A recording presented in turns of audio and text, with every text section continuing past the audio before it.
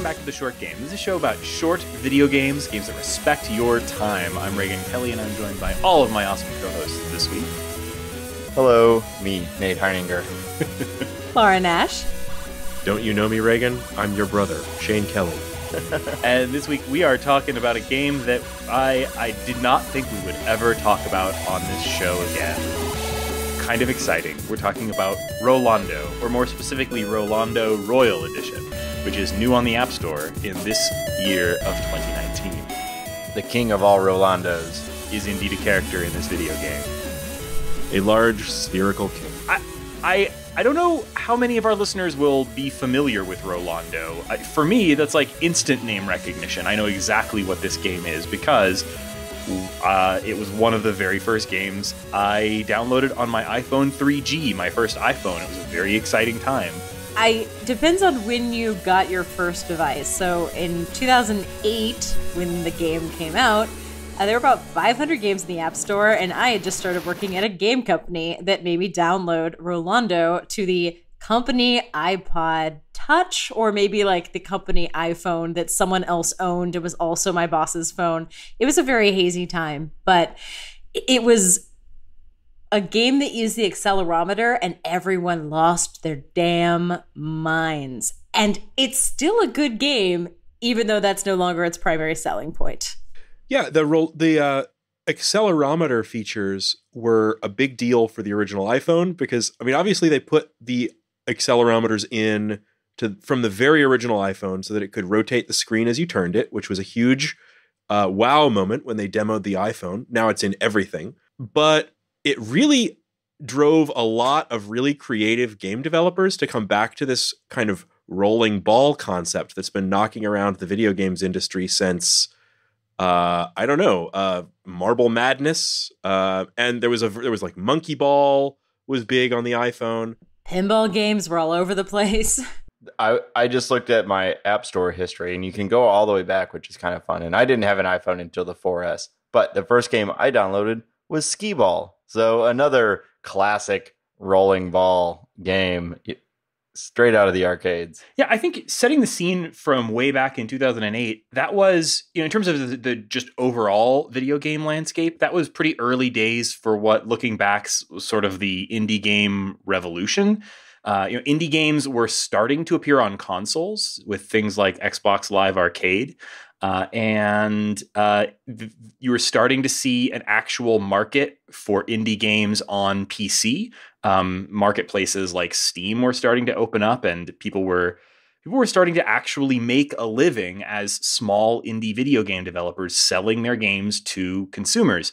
And the iPhone was a blue ocean for that. The iPhone was like, suddenly there was this platform that everybody wanted to have one of these devices. It was the new hotness. And unlike any video game platform previously, really, any developer that wanted to could pay $100, get a developer account, and start creating games for this device.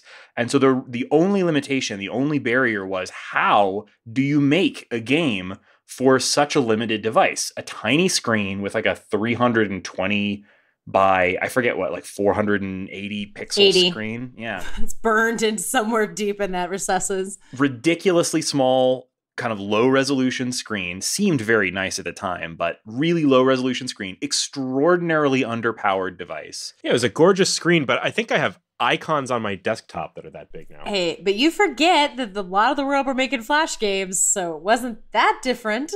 That's absolutely true. And I think a lot of people made that transition from building Flash games over to building mobile games around this time. But the problem, I think, was just mostly like, how do you do this? At the time, I think all the developers were coming at it from the approach of either building these very menu-driven type of experiences, tapping type of style things, or if you were going to build a game that was involved character action, you put buttons on the screen in place of a D-pad, and that was what people knew how to do at the time. And Rolando kind of changed that. Or if it wasn't menus or D-pad on screen, everything was like you'd flick something. One. Because the App Store had guidelines for developers that said, here's what the phone can do. It's like, you can do a long press, you can flick, you can, It was basically telling you how hands work.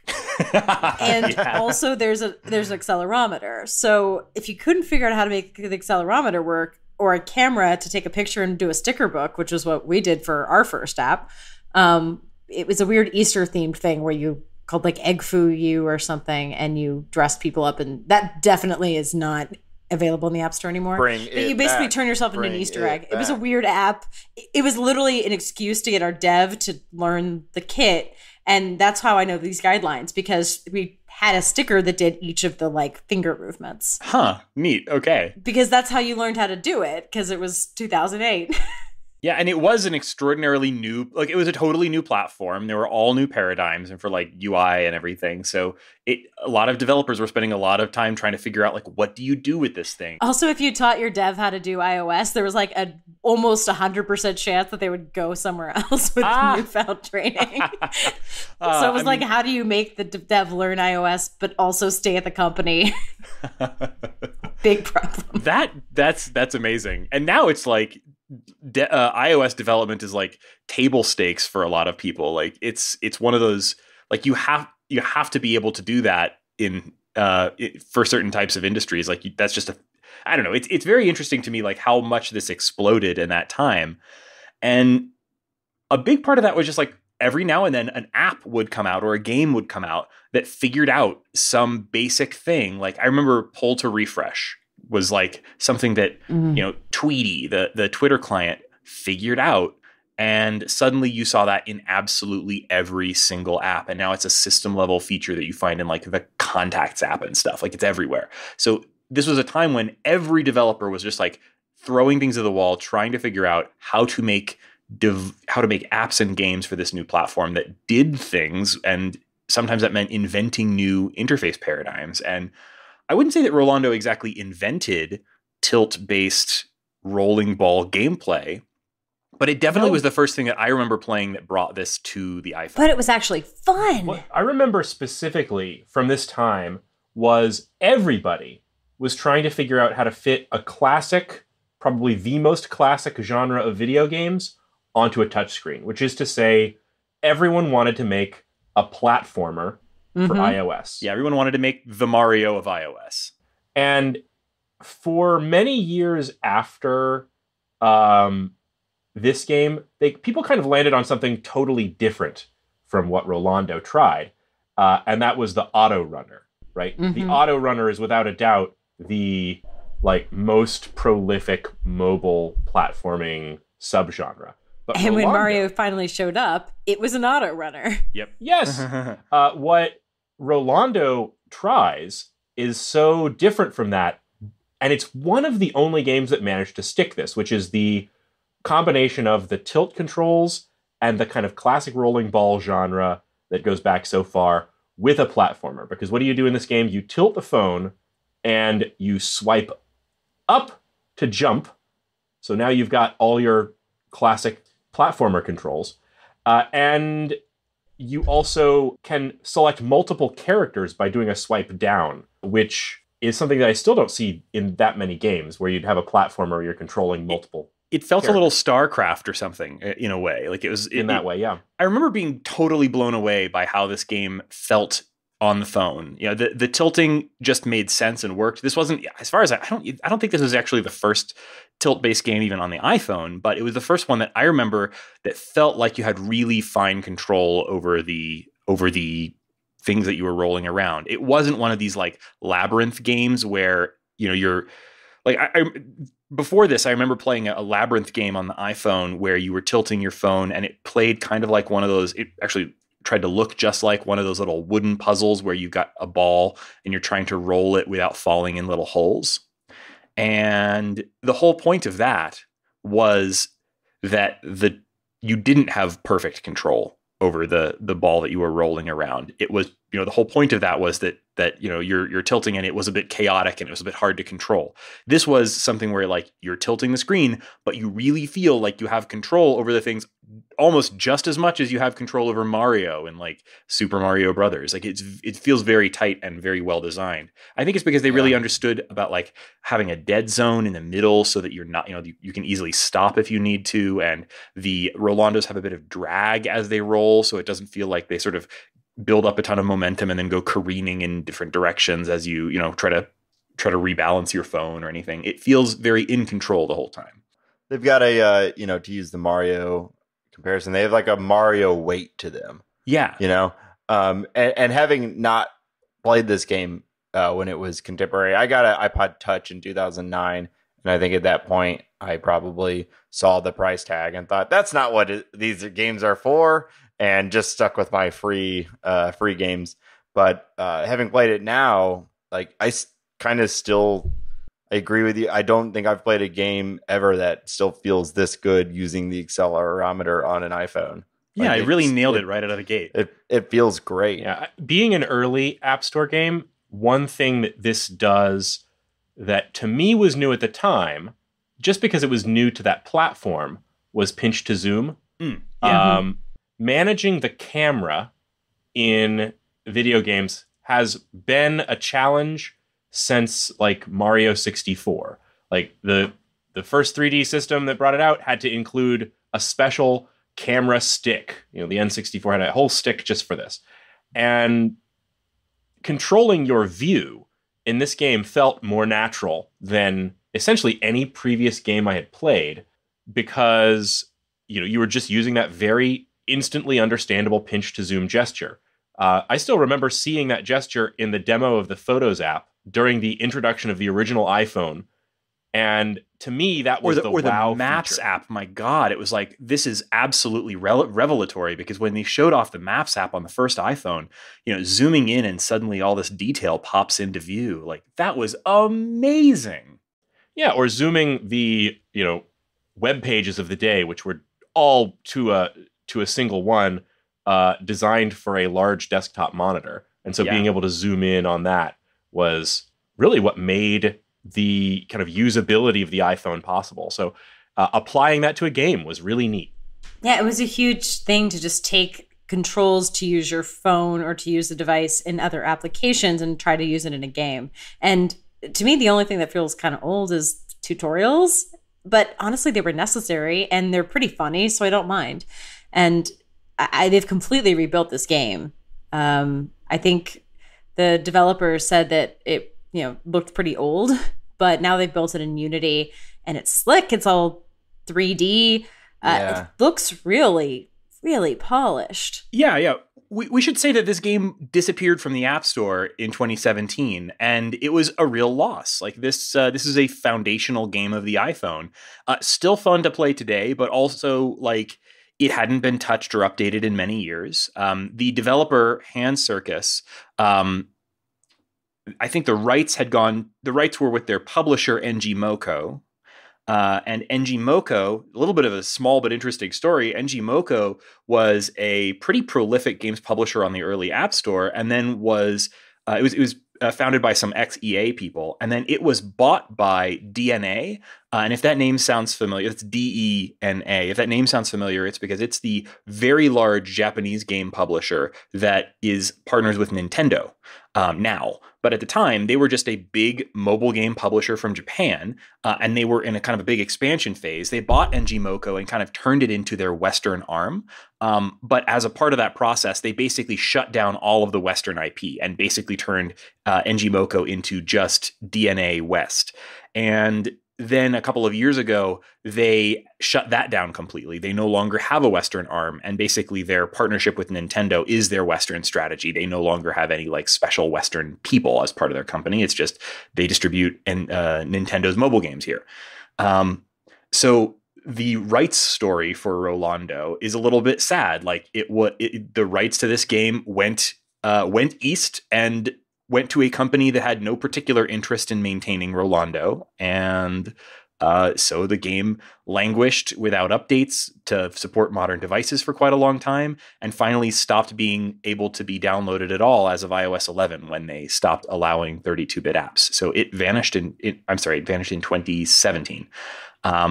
So we thought this important game was gone forever, and suddenly we've got a new edition of it. Yeah, I could say the Ingmoko for me, when they did kind of go away in that way, we lost a lot of games that I really liked. So there was Rolando, but there was also Topple. Do you guys remember Topple? Yeah, Topple was cool. Yeah, it was it also used the accelerometer. It was kind of a reverse Tetris tower building game. We lost, I'm pretty sure I played Dropship, but I don't remember that one that well. Of course, there was a sequel to Rolando. But there was also Dr. Awesome and Maze Finger, both of which I remember playing. And what was the game that they published or maybe developed that was a first-person shooter? It was called something with an E. It was called Eliminate. Eliminate, that was it. And those are gone as well. I think it was Eliminate Pro. Eliminate was, I mean, this is a bit of a sidetrack, but Eliminate was phenomenal. It was a full-on first-person shooter on the iPhone. That was, I think, the very first one, and certainly the first one that was actually playable. And I remember playing that game online, playing a first-person shooter on my phone on the iPhone 3G, and it was an absolutely unbelievable experience. Like, I could not believe this was working on my phone. It was a 3D Quake engine-based first-person shooter that you could play online against other people on your phone. It was, I mean, that's boring I still haven't now. done that. Oh my god! Really? I know that these games exist, but that's what I associated the Ingmoko. I think it's Ingmoko instead of Ngmoko. I could be wrong about that. I think it's like that pronunciation. But I remember that company because I had seen all these games, and I was really impressed with the way that they could bring these unusual genres to mobile and nail the controls seemingly every time. Mm-hmm. And so I mean, that's that. I regret losing them as a company as much as I really regret losing this particular game. But this is definitely emblematic of that to me. Rolando, it felt like a full-featured release. It felt like a console or computer quality game in a time where a lot of what you were getting from the App Store was like fart apps and paper toss. Yeah, it compared super favorably against things like, at the time we were talking about things on the DS or the PSP. I mean, it launched for $10. People were like, it's 3 to 5 hours for $10. That's a bargain compared to console. What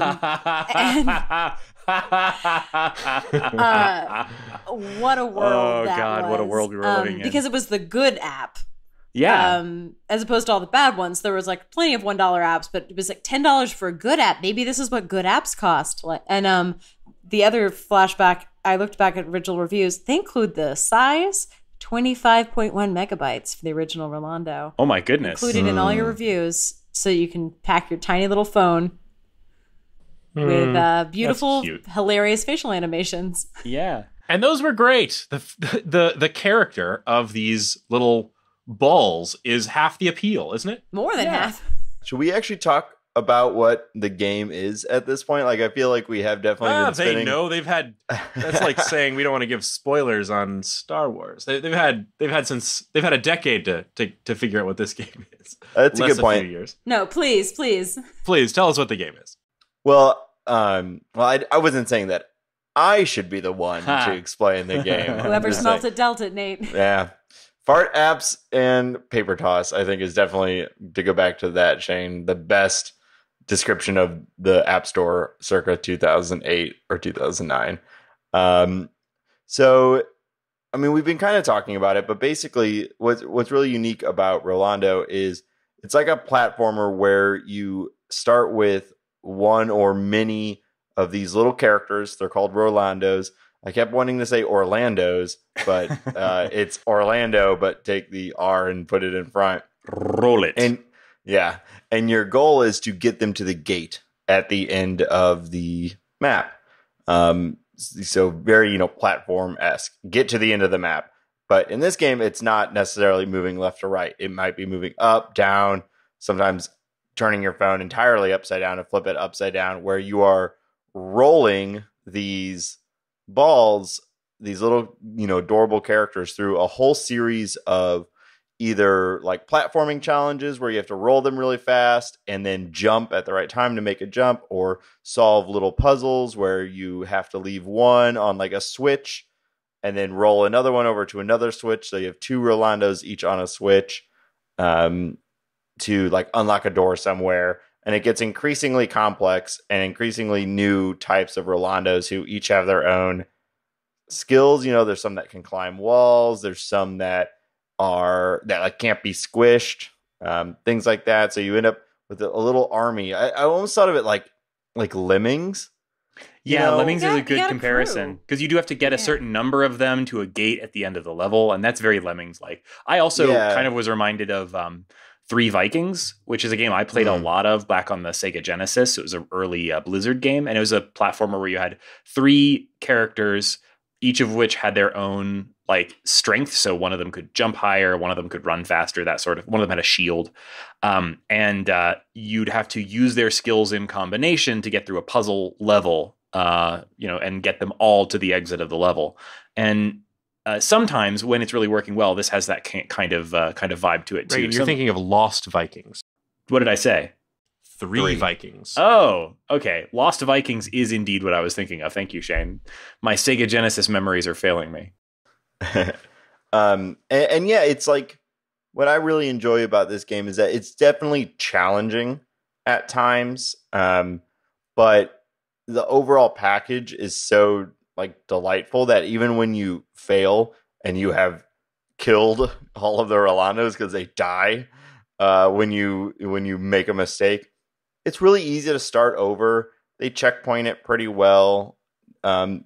It's challenging but light enough that it just kind of feels fun, and every level is short enough that you can pick it up, complete a level or two or three or four, put it down. Even if you don't finish that level, if you're like, it's your phone, so you get a call or you're like, oh, I'm immediately distracted by a million other things. You want to use that fart app.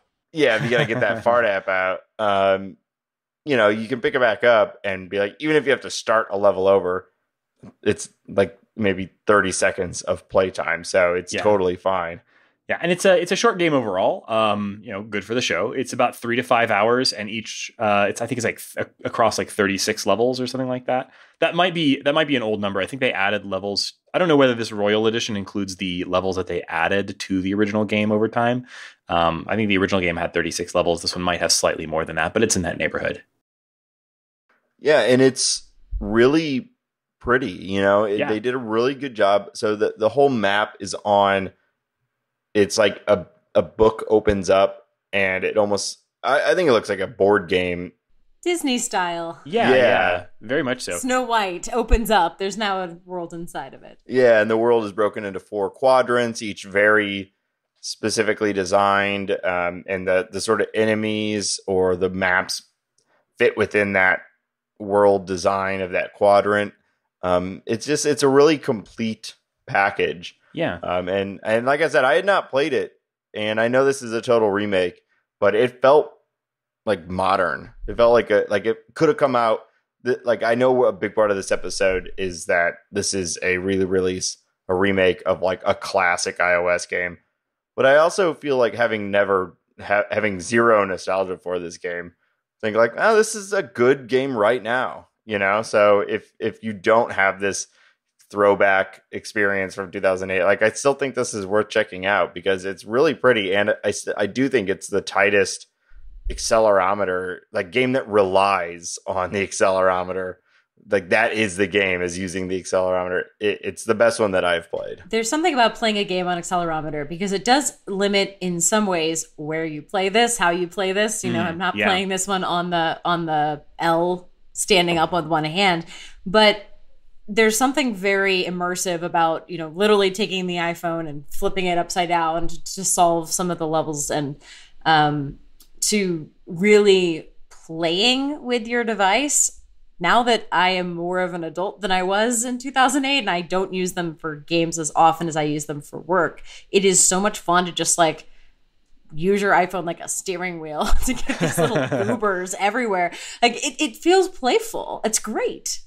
Yeah, and I normally like the accelerometer feature of anything is like my least favorite thing. So Nintendo has been trying to cram down our throats for years. The like, isn't it fun to twist your controller in a strange way? And 99% of the time I'm like, no. Yeah. Like, specifically when you said use your controller like a steering wheel, I'm like, that is death. That is like, that is my idea of hell, is being forced to play a game that uses a controller as twisting your controller as a steering wheel. Yeah. I hate it most of the time. Rolando does it. It works in Rolando. Totally. You use it a little bit and occasionally you turn it upside down, but it's only for the bonus levels. Yeah. I'm thinking of like Breath of the Wild, maybe like my favorite game, at least of the last several years. And you go in a shrine where like, okay, now you got to twist your Switch to control. I'm like, upside down. No, don't make me do this. So they do a really good job with it, and it feels fun and it feels like natural. Like, I mean, the entire game is built around it, so you'd hope so, but it just feels better than any other game that I played that had that before.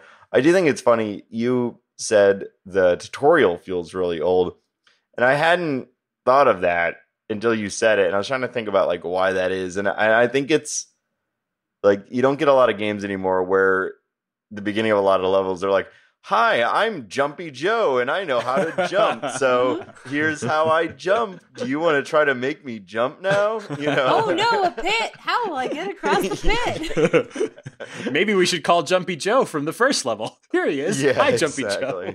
You walk by a sign, it expands to fill the screen. Text appears. Jumpy Joe can jump over the pit. It Tap is. the screen. You do that by putting your finger on it. Honestly, it's not as bad as all that. It's not that bad. But you're right in that like the first several levels do feel a little bit like, I got this, dude. Like, I've been playing iOS games for 10 years now. Like, I know how to tilt a screen, but like people didn't in 2008. So like, that's part of this experience. And also it's not like a game on a console or a computer where you can just like try all the buttons, see what happens. That's true. Yeah, what are you gonna do? Kind of discover. Wiggle your fingers all over the screen? It's a black box. Yeah. Lord knows what you're supposed to do. Gestures are always a discoverability problem. Always. So you're talking about the ways that this game has, like this new edition has kind of modernized things. And the biggest change is that they shifted from kind of fully 2D to sort of 2.5D. So they remade the original Rolando was all two-dimensional shapes, flat colors, very simple looking. And now it's been remade with pretty detailed 2.5D art. So the Rolandos are still these sort of like 2D circles, but they're now in a kind of a 3D space, sort of. And so you see they cast a shadow. There's more detail to all of the environments. It looks really good, like really natural. Nate, you said this game looks really modern. I agree. Like, it looks like a totally modern top shelf iOS game now. I was thinking Yuri's Island Express, Yoku's, Yoku's, Yoku's Island Express, not Yoshi. I know. I wanted to say Yoshi. It felt like in that sort of same, almost same like color palette even, but that type of design. Oliver, don't know his last name. Oliver from Hand Circus, the developer who brought this back, said that nostalgia creates these rose-tinted memories. It's a funny thing. The way you remember it doesn't always match exactly how it used to be. At first, it was quite jarring. It was like, oh my God, this looks old. I completely understand that because, like, looking back, I went back and watched some videos from early reviews of Rolando, and like when I first downloaded and played this version, I was like, oh yeah, this is the Rolando I remember. And then I went back and looked at it, I was like, oh, I forgot it looked like this before. Oh, dude, I did the same thing with Katamari, and I played that as an adult. Like, it's amazing how your brain just fills in with the quality of the experience you had, and they rebuilt it. It's beautiful. It's got nice lighting, shadows. They put every new trick in the book in. That's like everyone saying, Breath of the Wild, which funny that mentioned that twice in this episode, is what we all thought we were playing when we were playing Ocarina of Time. 100%. But then you go back and play that, and it's like, oh man, this is like tiny and very controlled spaces. Yeah, basically they said they didn't upgrade the physics engine. they just made the graphics smoother, and everyone thought they upgraded the physics engine. That's interesting. Yeah, the physics feel great in this, so I'm glad to hear that. I'm glad it's not been changed. No, they didn't change anything. They just fixed the art, and everyone thought they smoothed out the physics engine. That's wild. Yeah. So I'd like, since we're on the topic of like just how this game looks and its aesthetics, I was sitting down on my little beanbag chair in my kids' room, and we were just, fooling around, and I pulled this game out because I wanted to get a few more levels in for the show, and he saw me playing it, and every time the Rolandos would jump, he would just bust out giggling. And it was very nice. He really was. It's so much that I've never let him play a game on my phone, but I handed the game to him, and he had fun just rolling the Rolandos back and forth. It was very, very cool. So their faces are the best thing in the world. We talked about that a second ago, but like, I love the character design of the Rolandos. The spiky commando guys, when you roll them around, they do this face where they like stick up their tongue like they're concentrating really hard. Or like the king is just like this gigantic, fat, snoring, sleepy Rolando who you can't control, so you have to move things around him. Or like the prince is this like very energetic little Rolando that you also can't control, and he just rolls back and forth on his own, looking very determined. I love all of the little Rolando character faces and animations in this. They're all so cute, and they respond when you do things. So like, they have different rolling animations versus idle animations. They have jumping facial animations that like look like they're very excited. They move their eyes around and look around the space around them. It's super cute. Yeah, for an example, the little prince character you meet pretty early, he just is like hyped up on sugar and just rolls back and forth very quickly. And it looks like the littlest cute shit you babysat. Like, it's just kind of like moving back and forth. It's both adorable and irritating, which is exactly what the character is. They're so full of personality, given they're all the same shape. Excellent job. By the way, his name is Simon Oliver, which is why I was confused. Oliver is his last name. That's why all the interviews refer to him just as Oliver. Apologies, Simon Oliver. Apologies, Simon. You have two first names, and that is A-okay. Yeah, one last thing. I'm not sure if this game updated its music over the previous version. I don't have any way to go back and check, and I guess I didn't really take the time to go back and like listen to the music in old YouTube videos of the original Rolando. But one thing I was really struck by pulling this game up now was how good the music sounded. Like the music sounds really nice. I can only assume it's better in this version because like at 25 megabytes, I don't know how much music they could have included in the original. It's the same music by a guy named Mr. Scruff, and the tracks have amazing names that I looked up, including Mice at the Organ, Spandex Man, Shrimp, Ugh, and Stockport Carnival. Those are good titles, and I did not take the time to look any of that up. So I never remembered this as being a game with like a great soundtrack. It wasn't just something that stuck out about it in my memory. But going back to it now, I was like, oh man, this has a great soundtrack. Like, this is so fun, such fun music. I'll try to drop some of it into the episode if I can find it. It's really, really good. Thanks, Mr. Scruff. Yeah, thanks, Mr. Scruff.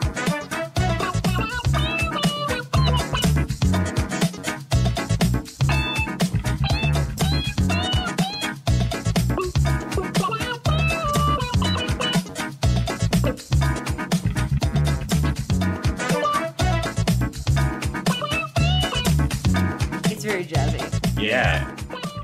In fact, one of his albums is called Trouser Jazz. That's a weird name.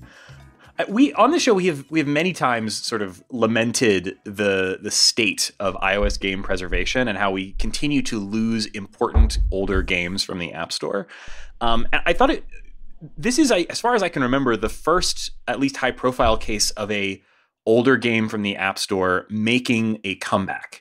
And I thought maybe it'd be worth talking a little bit about like why we lose games, why we continue to lose important games from the App Store, why preservation is so hard with this, and then maybe some ways that games that we might particularly miss and ways that hopefully this might signal a change in the direction of the wind on this issue. I mean, man, it's hard being an iOS developer as for a while, the phone stayed the same aspect ratio, and then that was out the door. And then there was like the 32-bit Death Squad apocalypse of 2017, where like anything 32-bit was just gone. Like, you have to keep rewriting, you have to keep changing, you have to keep putting higher resolution assets in. I remember like having to do 2x for Retina being really hard on app developers. And games in particular, because there's so much graphical art. And it's not like when you fix it, you get more money. Yeah. No, they already bought the game. Yeah. And you're not usually going to get a new wave of purchasers because you updated for new devices. It's still going to be an old game, and it would take a massive marketing push to get, new customers on those new devices. And that's probably not something that most developers can manage to do. And even if they do it, it might not pay off. People pay $2 for a game and expect it to be maintained forever. Yeah. About that era of the App Store. And that is also about an Ingmoko game called Touch Pets Dogs. Touch Pets Dogs was a virtual pet game. And I just had to look this up. Okay. The producer of Touch Pets Dogs was also a public school teacher. And in the waning days of its popularity, as it was beginning to drop in the App Store ratings, he assigned it as homework to all of the children in his political science classes. And it worked, and it went back up into the App Store ratings. But he was found out and shamed by the Pasadena Independent School District for it. What? Yes, and then shortly thereafter, Ingmoko shut down the servers for Touch Pets Dogs, which, why your virtual pet needs servers, I do not know. But yeah, at that point, it was removed from the App Store, like so many games. And so another example of a couple of different reasons why a game might drop off the App Store. Review fraud, and hopefully that's a less common one. And the servers going down, which is even more common than ever today. Mm-hmm. There's so many reasons that the deck is stacked so much against these older games. I mean, and honestly, there are things that Apple could have done differently or could do differently now that would change this a bit. They could provide more optional compatibility modes or more optional backward compatibility modes on newer devices to allow these things to continue to run. There's all sorts of things that Apple could be doing differently, but they can't really change the economics of the picture, which is basically that assuming that the platform continues to roll on and require that things be updated in at least small ways in order to continue to work, any level of updates are going to be essentially impossible, or at least not practical for a lot of these developers. These developers might move on to other companies, and there's no one there to maintain the product. There might be a game might change hands. There might be rights issues involved.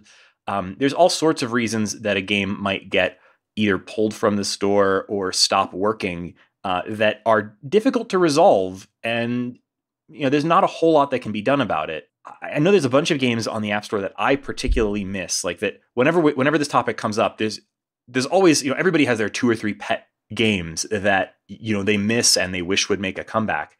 For me, the biggest one is iBlast Moki and iBlast Moki 2, which were these really deep puzzle games that actually had a lot in common with Rolando. It was about rolling little ball characters around. But the big difference there was that the puzzles were mostly around setting things up by setting the various different exploding bomb characters in different positions so that they would roll and explode at the right time. There were a lot of timers involved in the puzzles, and I really, really liked those games, and I completed all of iBlast Moki 1, and I remember I had iBlast Moki 2 on my iPad, and I would go back to it every now and then and complete it, and it stopped working before I completed it, and that still bothers me. Yeah, let's get a Royal Edition for it.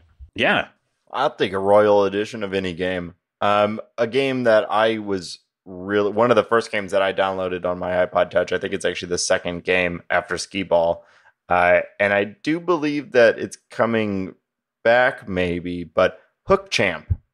Hook Champ is coming back. Yeah. Yes. Yeah. Huge fan of that game for a lot of reasons.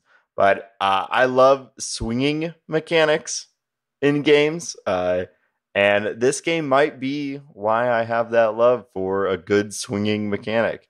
It's a delightful game, and you can't get it anymore. So I'm really excited that I guess it is potentially, likely, possibly on its way back. Yeah, we should talk about that in a sec. There's definitely I feel like there's a small amount of like a change in the wind here. There's some new ideas, new business models coming around that might make some of this long-term maintenance or revival of old games more possible. But another big reason that games sometimes drop off the App Store is that very large companies early on would release these games that involved their big money, big name IP, and as soon as those big companies lost, they no longer were paying attention to that game, those things would disappear from the App Store for rights reasons or just because they were no longer being updated. That's what happened with a game that I really loved called Castlevania Puzzle Encore of the Night. It's a game that it feels almost bizarre that it ever existed now, but it was actually really, really solid. It was a 1v1 puzzle game.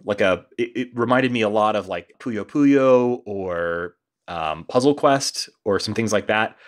But it was with art from Castlevania Symphony of the Night. It had the plot and it had the layout, the like map layout of Castlevania Symphony of the Night, but rather than playing an action game and fighting all of the enemies, every time you encountered an enemy, you would play them at a puzzle game, and you had to defeat them with puzzle game mechanics in order to kill them and move on. And it felt like a full Symphony of the Night, but with all of the combat replaced with puzzles. It was a really clever idea, and that game exists nowhere now. Konami has moved the heck on. They have no interest in this weird iPhone game they put out. I would buy that game again today on a console if it came out, but there's no chance of that. I think the game I've had that was viciously murdered was the Tap Tap Revenge, which was, yes, a Dance Dance Revolution, just total ripoff for a phone, but it was incredibly popular. Disney bought it and murdered it. Yeah, I forgot about that. The Disney bought that game. That was so weird. Yep, Disney bought it, and 4 years later, the servers were all shut down, and it was dead. That sucks. That was a really early iPhone success. That game actually originally debuted on the iPhone before there was an App Store. It was one of the games that was created as a jailbreak thing, and then later transitioned to being an App Store release. Important. There were 4 versions of it. It was still really popular. Disney murdered it. Yeah. But it's not what I feel the most nostalgic for. I will say that Sword and Poker, which I have talked about years ago on here, my poker RPG, also killed by a weird freemium thing. And I do miss a lot 2 games that actually did come back. So there was hope for some of my favorites. Space Miner or Bust is coming back with Game Club, same people who did Hook Champ. And that is my weird redneck space mining adventure shooter game. Yes, I'm recommending a shooter. It's that good. I've heard amazing things about that. I really want to play it. I can't wait. And Seuss, which I thought was dead, and apparently last August they just quietly updated it, re-released it. So wow. I'm going to go download that because that's my gravity-defying... you're on planets and you run around the planets and then you hop to other ones, constantly switching gravity. It's like Ender's Game plus Rolando. It's very fun. That sounds like a lot of fun. One of the games that has got to have the weirdest story of coming off of the App Store, just in terms of pure strangeness, is Flappy Bird. Yeah, Flappy that was Bird such a strange story. Incredibly basic game. It was just so stripped down in terms of what it is.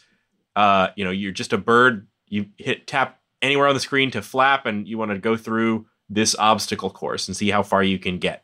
And for some reason, this game took on this new importance when it was removed from the App Store. I think it would have been it was just a game that was, flying off the digital shelves.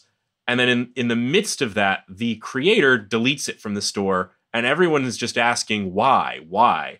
Because this was the #1 game on the App Store.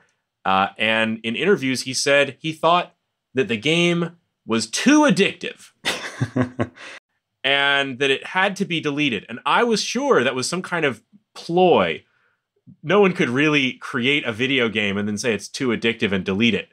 But this guy did, and iPhones that had Flappy Bird on them were selling for 2 or 3 times their sticker price. Used iPhones, just because they had this bird jumping game.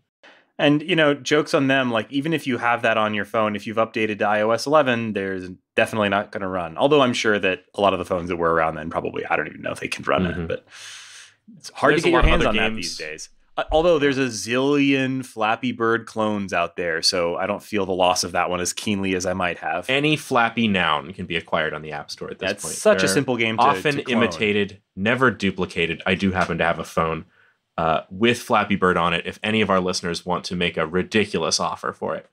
I have a Flappy Bird port on the Vectrex. Like, it's on everything now.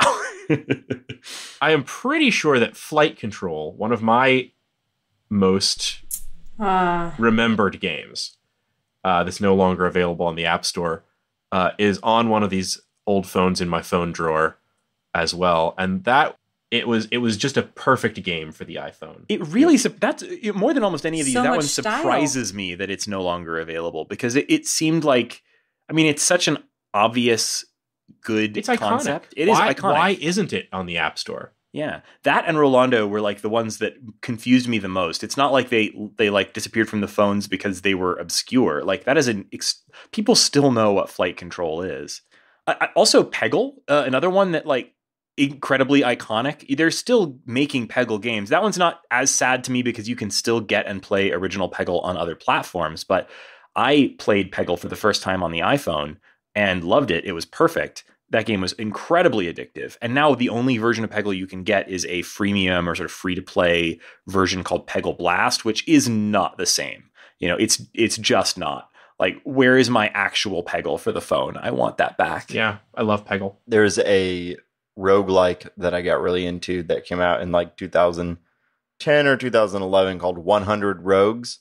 If anyone ever happened to play that, is a huge fan of that game, and it died in the 32-bit Armageddon, and it'd be cool if that came back. Yeah. So there's so many of these games that are kind of lost to the App Store. I haven't had a lot of hope that this was ever going to turn around, and I still don't think it's going to be like a massive overnight turnaround or anything, but there are some things happening on the store that make me have a little more hope for this than I once did. Things like Rolando coming back from their original developers in new and updated versions is a big one. Like, I was super excited to see that, but I'm also extremely excited. We briefly mentioned it about Game Club. So I had only just recently found out about Game Club. It's still a pretty new thing. Laura, do you want to explain what Game Club is? Sure. Game Club's entire reason for being is to breathe new life into old mobile games that you can no longer play.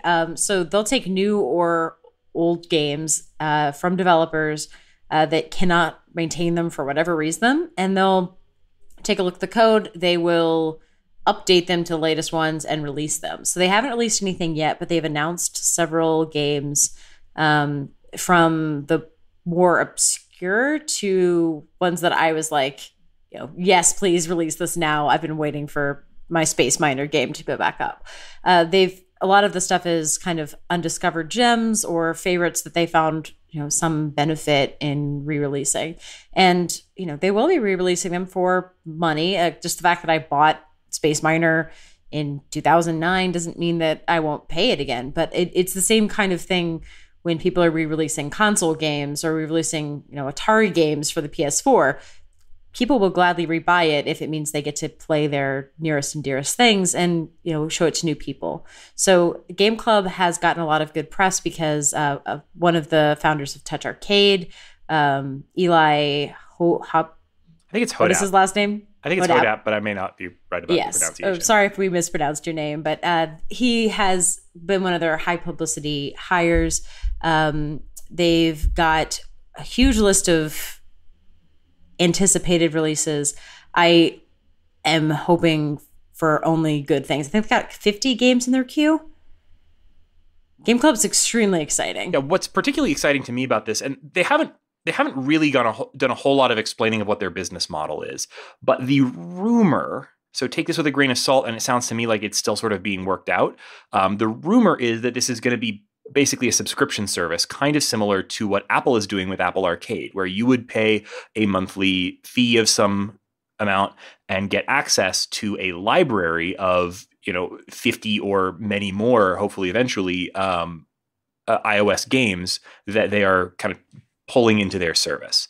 And that actually is really exciting to me. Like, I'm not usually excited about like a new subscription to pay monthly or something, but the idea that like that seems like a perfect fit, because these games are going to need ongoing maintenance in order to continue to exist on the App Store. A subscription model makes perfect sense. There's no way that developers could do a subscription for their one game at a time, or maybe a small handful of games. There's no way for for the folks who make Hook Champ to do a subscription service to pay for just Hook Champ. No one would do that. Their options were, if it came with a grappling hook, I might. Yeah, that's true. Their options were like charge once for a big update and for the big release, and then never charge anybody again, or to do some kind of freemium model. But a subscription for a suite of games feels like something that people will actually do. I would absolutely pay for access to a large library of these classic, and particularly this feels like it'll be like a curated library of important iOS games. Like, that's something that I would absolutely pay monthly for. And that ongoing income would pay to help keep these games working. And I think that's a really nice synergy. Like, that's a funding model that didn't exist when these games were dropping off of the App Store. So I'm really hopeful about that. I might pay a subscription just to get Dungeon Raid back. I haven't played that one, and that's the thing, is like there's so many of these games. Like, I absolutely want to play that game because I know that people talked about it and I missed it back in the day. I have no way to play it now. I would absolutely pay a subscription for it. Another thing about Game Club that I want to mention in case people are interested, because I know I was very interested. You can go to their website right now and put your name in to their newsletter, and you'll get an invite to their Discord. I don't usually get very excited about Discords, but in their Discord, they are still actively seeking beta testers for all of the games that they currently have announced and are bringing out. So right now, I am personally beta testing Hook Champ and Incubato and Chopper 2. Sword of Faragul here. I haven't tried Sword of Faragul yet. But like Incubato, like this game is really great, and I never played this back in the day. I'm so glad I get to play this now. Is Game Club just doing, as straight as possible a translation, or are they upgrading the games in any way? They're upgrading them a little bit. They're going to run on all modern devices. So even if they didn't back in the day, I think that they're trying to make sure that these games will run on, modern iPhones and iPads. And they are, at least as much as possible without totally redoing art, making them fit to the modern screen dimensions. So, for example, with Hook Champ, if you're running it on an iPhone 10, you get that nice widescreen presentation, which the game definitely didn't have when it was running back in the day. You go to the map screen, and there is no widescreen version of that map, so you get black bars there. But they're trying to use the screen as best they can where they can. So, like screens like when you're actually in gameplay, you get to use the full widescreen. So it's not just 100% straight up ported out. They are doing some level of upgrades to these games. I don't know exactly what their standard is going to be for that, but they feel like good ports so far. So I'm super excited about it. Yeah, that's really awesome. I mean, that is somebody trying to solve the exact problem that we spent, 20 minutes of this podcast talking about. Yeah, absolutely. And I think hiring Eli Hodap is like a super smart move. Like, he's going to be a great evangelist for this, and also probably has the contacts with these developers and the clout to like convince. He's already convincing what seems like big name developers, people like Rocket Cat Games, to come on board with their older games that have dropped off the store. I think things are really aligning with this. So I cannot wait to see where they go with this. And also with Apple doing their Apple Arcade thing, that sort of points to the fact that at least Apple thinks this is a business model that'll work. And I tend to agree. So I'm really hopeful about this. So I think we can all agree that Game Club is making us happy.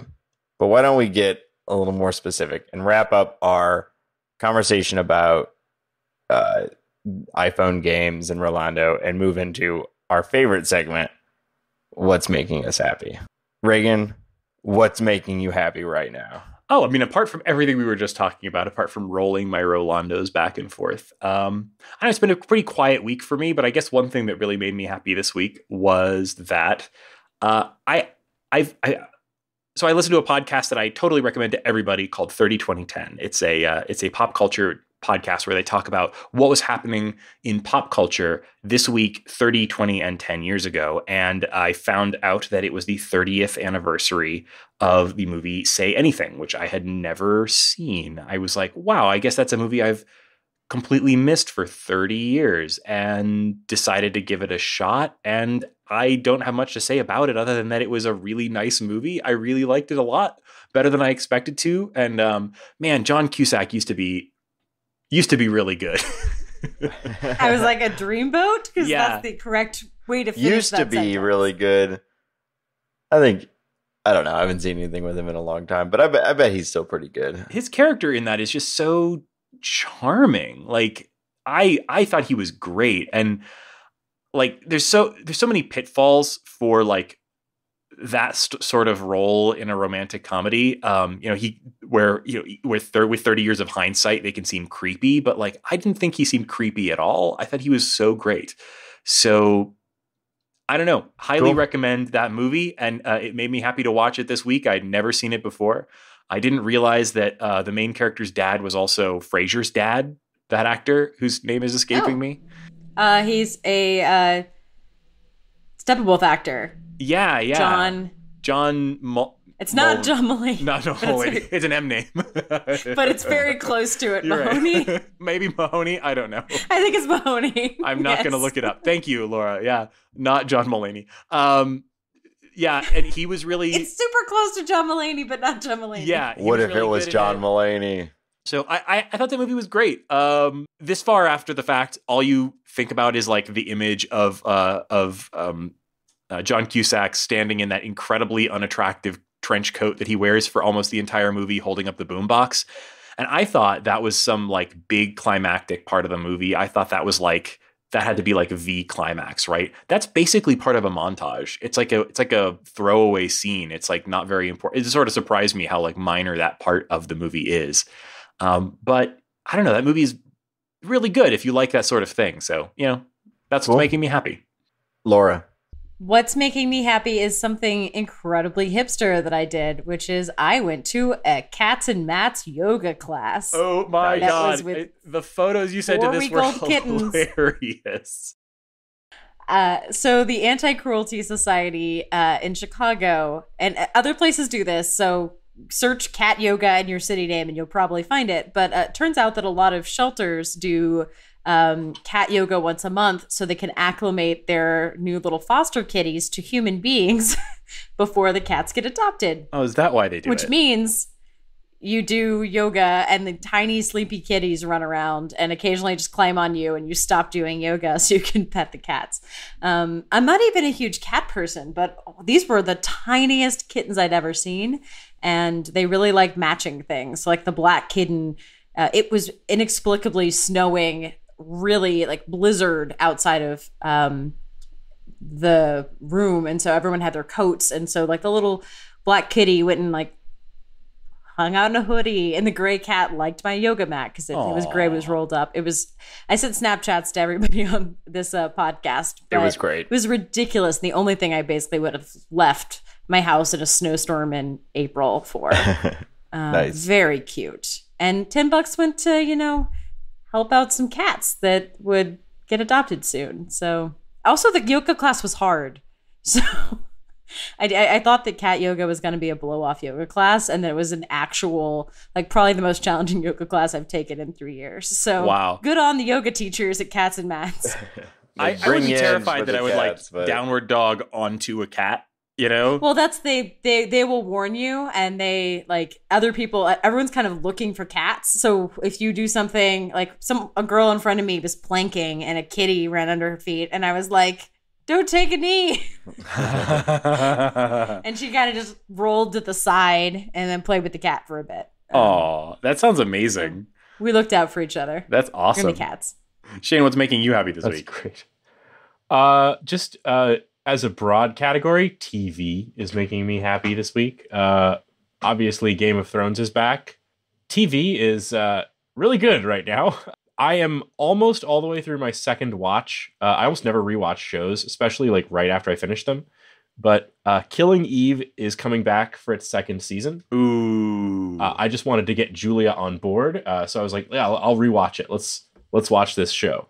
Killing Eve rules. It is about this really ambitious and smart secret intelligence agent named Eve, and Eve works trying to kind of work her way up British intelligence, and hasn't really gone that high, but she starts kind of getting her life kind of entwined with this assassin who they call Villanelle, and she's kind of put on a secret team to track this one assassin and kind of figure out why she's killing who she's killing, and see if they can catch her and so on.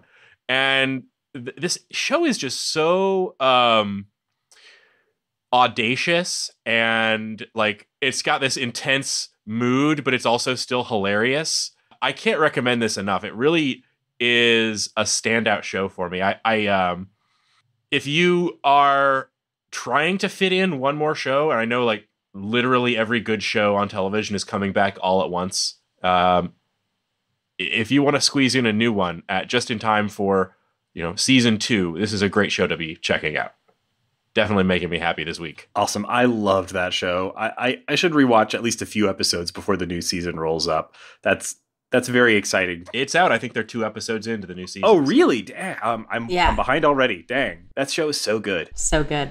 Nate, what's making you happy this week? Yeah.